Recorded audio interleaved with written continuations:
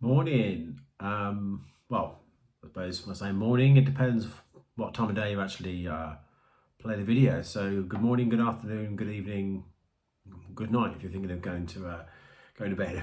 So, we're going to look at the next section of the health faculty assessment tool. In fact, we're going to wrap it up in this video. We're going to be looking at how you go about refining your program of work to take into account the things that you've learned so far, an action plan, and then the evaluation section. So we're going to wrap it up in one big go.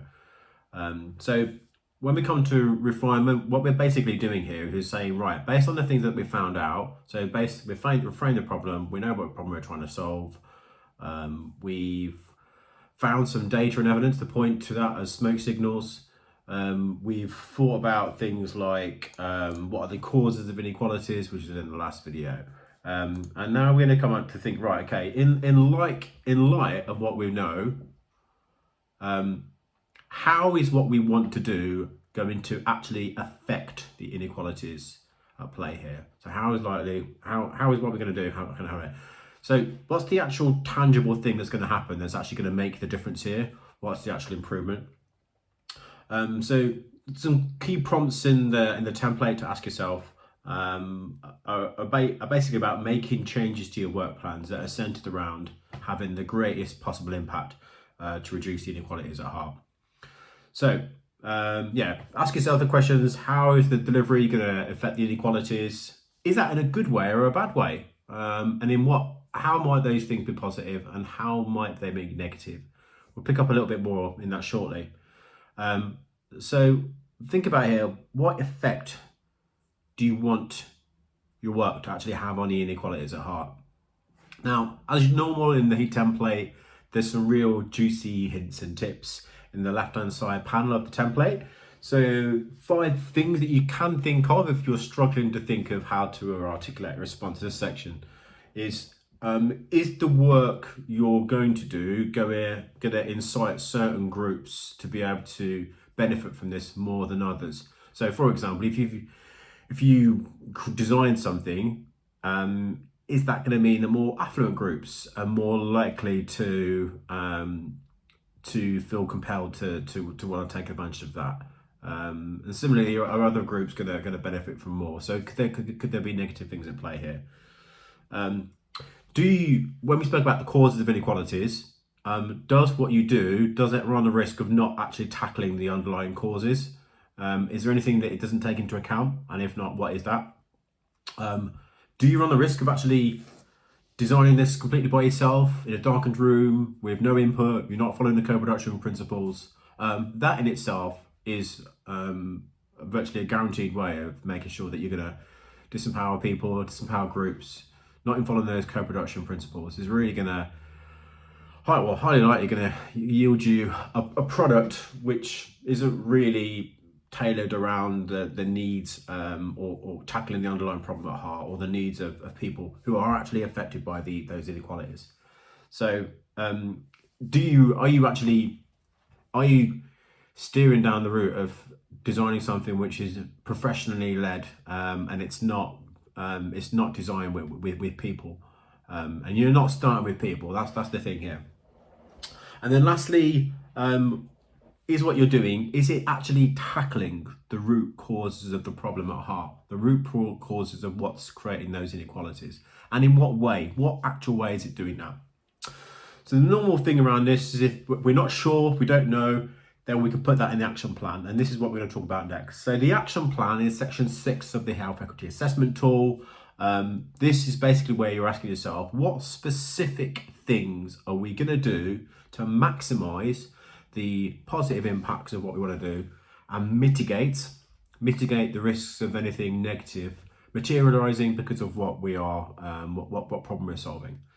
So again, there's some hints and tips in the left-hand panel of the heat template to think of framing answers to this. And the more you do health equity assessments, the more, I suppose it's about practice. The more you practice it, the more you'll develop confidence in framing answers to it.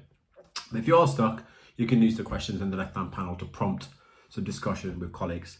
So action plans could be centered around things like how can you act on the specific causes of the inequalities? So what actions are there around specific causes? Could you consider targeting specific action on certain populations who you're aware of facing the biggest levels of inequality?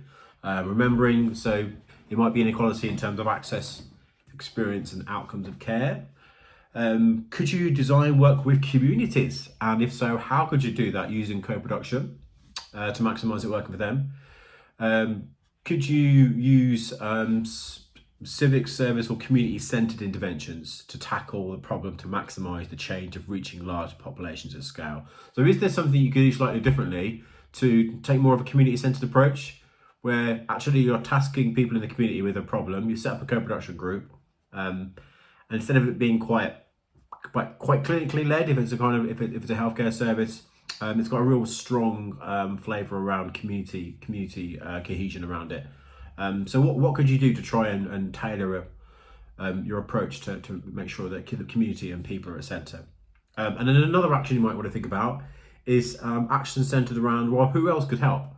Is there anything that you've spoken about in the health equity assessment tool which makes you think, you know what, not really quite sure about framing this part, we might want to engage with other groups.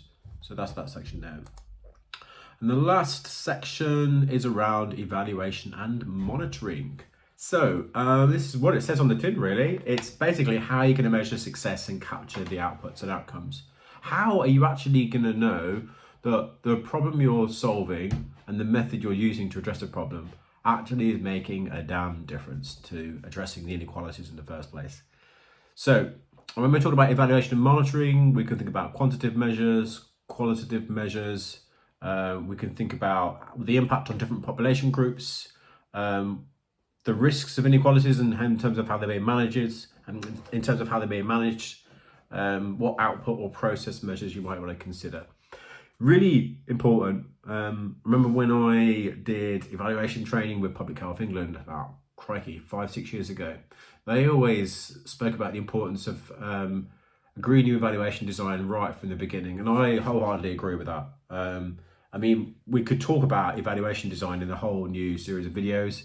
In fact, that's probably a good idea, actually. We should do that. We should team up with the Academy to have a talk about that. Maybe we could do a couple of podcasts on evaluation design and the importance of that. But what you'll see by doing the evaluation section is that actually this is something that you would do normally anyway. In any kind of commissioning circle, in any project that you're doing, you'd always think about how you're going to measure the improvement from the outset. So let's have a quick recap here. Let's summarise what we have learned so far in the HEAT tool. In the HEAT tool, in section 1, we looked at programme of work, which is what are you trying to do? What's the actual problem you're trying to solve? What specific inequalities we're talking about? Section 2, we spoke about data and evidence. We spoke about what kind of smoke signals there are that point to the inequalities that are there. And we also said if you can't find data or evidence, then those are actions that you can take later on. Or you can acknowledge that this is something you want to test and be brave and be courageous and see if something works. Section 3, we spoke about distribution of health. So that was about which populations face the highest levels of inequality and in what way and how. Is it something related to protected characteristics, so someone's gender, their ethnicity, gender reassignment, marriage? Does it relate to things like their socioeconomic status, how much money they got in their back pocket, where they live? Is it related to certain vulnerable groups, such as people who are homeless? And then section 4 looked at the causes of inequalities. So what data and evidence tells you are the actual cause of inequalities? So is it things around wider determinants? Are they quite influential? So things around employment and housing.